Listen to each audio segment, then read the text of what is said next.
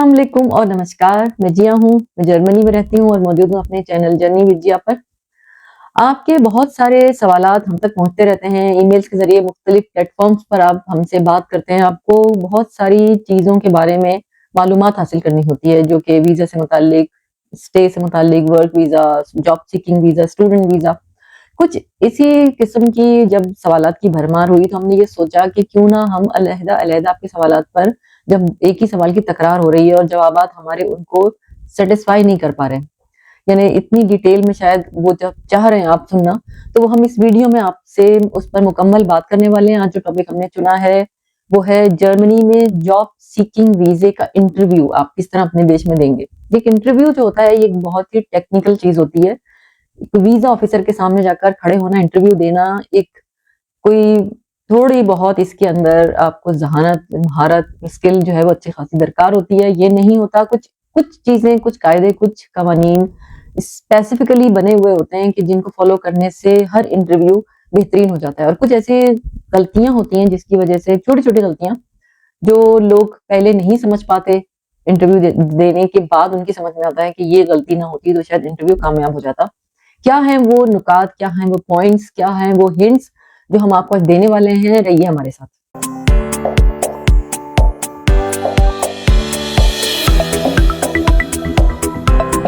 तो आ जाते हैं अपने टॉपिक की तरफ। जो सवालात हैं आपके ज़हन में, उनके जवाबात हमारे पास हैं, हम आपको देने लगे हैं। जैसे कि हमने अपने इंट्रो में आपको बता दिया है कि हम आज जो टॉपिक चुन के यहाँ पर आपके साथ बात कर रहे हैं, वो है जर्मनी का जॉब सीकिंग वीज़े का इंटरव्यू। यानी कि जब जॉब सीकिंग वीज़े पर आप अप्लाई करते हैं जर्मनी के लिए, तो फिर क्या सवालात किस तरह होते हैं। शुरू उसी तरह एक फॉर्मेट बना हुआ है इंटरव्यू लेने वालों के पास भी और देने वालों की, क्योंकि ये पहला या दूसरा मौका होता है या तीसरा भी होता है बाज़ औक़ात, तो वो गलतियाँ ना दोहराई जाएँ। और अगर फर्स्ट टाइम जा रहे हैं तो कोई गलती ही ना हो और बहुत अच्छा हो जाए कि पहली बार ही इंटरव्यू कामयाब हो जाए। तो जैसे कि होता है कि वीज़ा ऑफिसर के सामने जैसे आप जाते हैं, तो पहला सवाल वो आपसे आपके बारे में यही पूछता है। आप अपना, हालाँकि आपके पास तमाम वो डॉक्यूमेंट्स होते हैं जो उसके पास मौजूद होते हैं आपके बारे में, वो जानता होता है। लेकिन उसको आपने, जब वो इंटरव्यू करने बैठता है तो आपके बारे में कुछ न कुछ उसको पहले से पहले जानकारी होती है। लेकिन आपको किस तरह जवाब देना है, अपनी दि दिमाग और अपनी अक्ल को समझते हुए, अपनी चेहरे के जो तासुरात हैं, उनमें घबराहट दिल में कितनी भी भरी हुई हो, चेहरे पर घबराहट नहीं लानी चाहिए। एक कॉन्फिडेंट चेहरा ही कामयाबी की ज़मानत होता है। चाहे आप इंटरव्यू देने गए हों, चाहे आप किसी भी मकाम पर कोई भी चीज़ हासिल करने के लिए, जब आप पहली बार कोई बिज़नेस कर रहे हो, हर जगह कॉन्फिडेंस इज़ की। तो इसके लिए आपको क्या है कि सबसे पहले सवाल ही पूछेंगे वो यही, आप अपना नाम बताएँगे कि आपका, मतलब ये इंटरव्यू के है कि जी आप आपको पूछते हैं आपका नाम। हालाँकि आपको नाम से ही पुकारा होता है, लेकिन आपका नाम पूछते हैं। आपका नाम पूरा, आप अपना नाम बताते हैं अपनी वल्दियत के साथ, फर्स्ट नेम, सेकंड नेम, हर चीज़ आप बताते हैं। फिर उसके बाद आपकी एज, आपकी क्वालिफ़िकेशन, मेनली ये कि आपने किस यानी कि आपकी इंस्टीट्यूशन, आपकी यूनिवर्सिटी, आपका एकेडमिक जो भी करियर है, जो आपने क्वालिफ़िकेशंस हैं आपकी, जिस पर आप अप्लाई कर रहे हैं, मेनली उस पे बात होती है। आपने वो बताना है। फिर एक सवाल जो कि बहुत अहमियत का हामिल है, क्योंकि आज ये बात साबित हो चुकी है कि क्वालिफ़िकेशन से ज़्यादा आपका जो एक्सपीरियंस होता है, वर्क एक्सपीरियंस, वो बहुत काउंट करता है।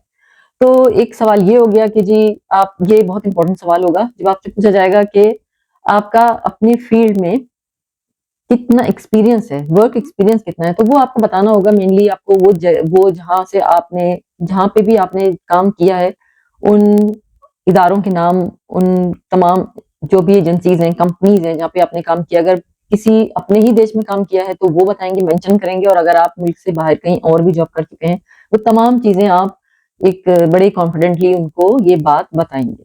फिर उसके बाद आपसे बड़ा इम्पोर्टेंट एक सवाल करेंगे कि आपने यहाँ जॉब सीकिंग वीज़ा अप्लाई करने आप आए हैं, जॉब सीकिंग के लिए आप मुल्क से बाहर जाना चाहते हैं, तो व्हाई जर्मनी? आपने जर्मनी को ही क्यों चुना? तो इसका जवाब जो है वो ज़रा सोच समझ के, इंसान ये नहीं दे देता कि मेरा बहुत शौक था मुझे हमेशा से जर्मनी आने का। ये बचगाना जवाब कोई दे भी देते हैं ना बाज़ लोग, इस वज़ह से यहाँ बात कर रही हूँ। तो बचपन से शौक की बात भी वाली बात यहाँ बिल्कुल नहीं होती है। यहाँ ये होती है कि जी जर्मनी, आप जर्मनी को सिलेक्ट कर चुके हैं या जिस भी कंट्री को, तब उसी हवाले से उसकी स्टेबिलिटी पे बात करते हैं कि जर्मनी एक स्टेबल इकोनॉमी है, एक बहुत मजबूत मेजर कंट्री है यूरोपियन रीजन का। और इनकी इकोनॉमी और इनकी जॉब अपॉर्चुनिटीज का सारी दुनिया को मालूम है। इस वजह से और जो मेरी फील्ड से रिलेटेड जॉब अपॉर्चुनिटीज जर्मनी के अंदर बहुत है। वट एवर आपकी जो भी आपकी फील्ड है, आपने ज़ाहिर आप सोच समझ के ही जर्मनी के लिए अप्लाई कर रहे हैं और जर्मनी में हर तरह की फील्ड्स के लिए जॉब अपॉर्चुनिटीज बहुत ज़्यादा है। इस पे भी बहुत सारी हम बात आपसे पहले कर चुके हैं। अब आपने इसको एक ब्रीफ, बहुत ज़्यादा डिटेल में नहीं, एक ब्रीफली आपने एक जवाब देना है। अब एक अहम सवाल आपसे आने वाला है वीज़ा ऑफिसर का कि आप जर्मनी आ तो गए, आपके पास एक महदूद वक़्त है जॉब तलाश करने के लिए। क्या आपकी सोच है, आप कहाँ से कौन से प्लेटफ़ॉर्म्स हैं जहाँ से आप अपने लिए जॉब तलाश करेंगे? तो आपने फ़ौरन के फ़ौरन बड़े-बड़े जो भी इस तरह की साइट्स हैं, जो भी आपके सोर्सेज़ हैं, प्लेटफ़ॉर्म्स हैं, मिसाल के तौर पर लिंक्डइन, स्टेपस्टोन, इंडीड, आपने फटाफट अपने जैसे याद करके नहीं, एकदम आपने एकदम कह देना है ये बात कि ये है, मैं यहाँ से मैं अपने लिए जॉब तलाश करूँगा। फिर वो उसी आपकी बात को ख़त्म होने से पहले वो एक और सवाल कर देंगे आपसे कि अगर इस दौरान में लेकिन आपको इन तमाम प्लेटफ़ॉर्म्स के साथ तमाम अपनी कोशिशों के बाद भी अगर जॉब ना मिली, तो फिर आप क्या करेंगे? तो फिर ये सवाल जो है वो ज़रा चौंका देने वाला होता है। वो ये होता है कि इंसान एकदम पसंद नहीं आता नेगेटिव जो जो भी बात आए ना कि अगर नाकामी की तरफ जब इशारा होता है, तो इंसान की ह्यूमन साइकोलॉजी है ये कि इंसान थोड़ी देर के लिए ठिठकता है। आपको ठिठकने की ज़रूरत नहीं। आप जैसे अगर वीज़ा ऑफिसर आपसे ये कहता है कि अगर आपको जॉब ना मिली और आपका जो टाइम पीरियड है वीज़े का वो खत्म हो गया, आपका स्टे का जो आपको इजाज़त मिली है वो खत्म हो गई, तो आपने फ़ौरन के फ़ौरन ये कह देना है कि फिर मैं अपने देश वापस आ जाऊँगा। इस जवाब को देने के लिए सोच-विचार या सोच जैसी शक्ल भी बनाने की ज़रूरत नहीं है।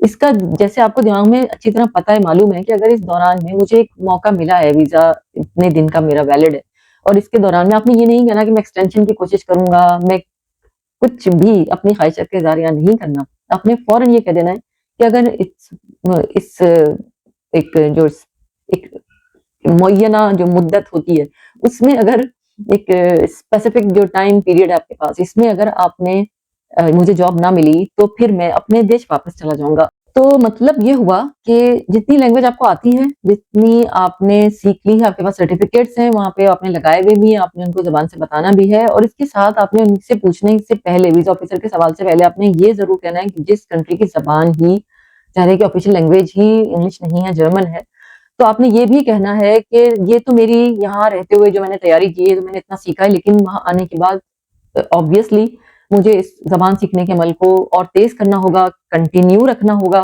क्योंकि मैं इस यानी जो पूरा जो आपका जो भी काम जो आप जिस भी मतलब फ़ील्ड से आप ताल्लुक़ रखते हैं, जो भी आपकी पढ़ाई हुई है, उसी फ़ील्ड में आप ज़ाहिर है जॉब करेंगे। तो उस पूरे माहौल में एडजस्ट करने के लिए, यानी जहाँ आप जॉब कर रहे हैं, उसमें एडजस्ट करने के लिए, सबसे सही सोशल इंटरैक्शन के लिए आपको मज़ीद इस ज़बान को सीखते ही रहना है, फ्लुएंसी तक लेके जाना है। ये आपने उनको कह के सैटिस्फाई कर देना है। फिर उसके बाद वो सवाल कि जी वहाँ जब जॉब मिल जाएगी, तो फिर आपके उसके बाद के क्या इरादे हैं? इस जॉब कोई जॉब आपको मिलती है, उसके बाद आपके क्या इरादे हैं? तो आपने फ़ौरन से फ़ौरन ये कहना है कि मैंने फिर रेज़िडेंट परमिट अप्लाई करना है या ब्लू कार्ड की जो फैसिलिटी जो अपने रीजन में मौजूद है, तो मैं ब्लू कार्ड की जो अपॉर्च्युनिटी इसको मैं अवेल करना चाहूँगा, क्योंकि इससे मतलब बहुत मेरे लिए अट्रैक्शन रखती है। ब्लू कार्ड अगर आप मतलब इन दोनों में से किसी एक का आपने नाम लेना है, रेज़िडेंट परमिट अप्लाई करेंगे या ब्लू कार्ड अप्लाई करेंगे। फिर वो आपसे सवाल करेंगे, इससे इससे क्या होता है कि आपकी मेंटल अप्रोच का पता चलता है।